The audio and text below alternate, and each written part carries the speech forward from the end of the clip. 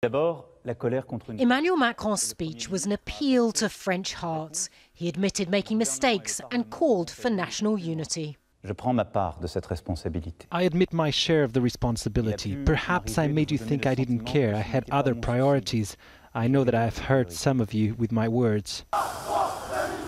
The French president spoke after 4 weeks of near silence about the so-called Yellow Vest protests. The grassroots movement was sparked by frustration over high fuel taxes, but it's become a symbol of anger over the rising cost of living. Macron responded with some financial concessions. We want a France where people can live from their work in dignity. The minimum wage will be raised by 100 euros a month from 2019. After watching the speech in Normandy, this group of protesters said they were unconvinced. I fear that few yellow vests will be satisfied with these crumbs. Personally, I will be out there again tomorrow at the Gaillon roundabout blockade. France's far-left leader said he believed the demonstrations would continue across the country. I think that on Saturday there will be an Act 5 of the beginning of the citizens' revolution in our country.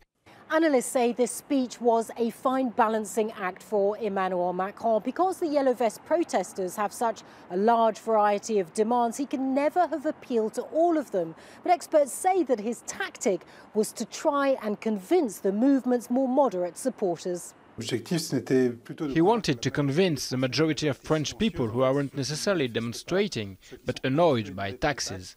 He made the effort to show that he'd gone a bit too far in his arrogance and liberal politics. He gave concessions to the political left, but I'm not sure it will be enough to reconquer public opinion. During his presidential campaign, Macron vowed to transform France. But experts say his ability now to push through his reforms could depend on what happens on the streets in the coming weeks. Natacha, Butler, Al Jazeera, Paris.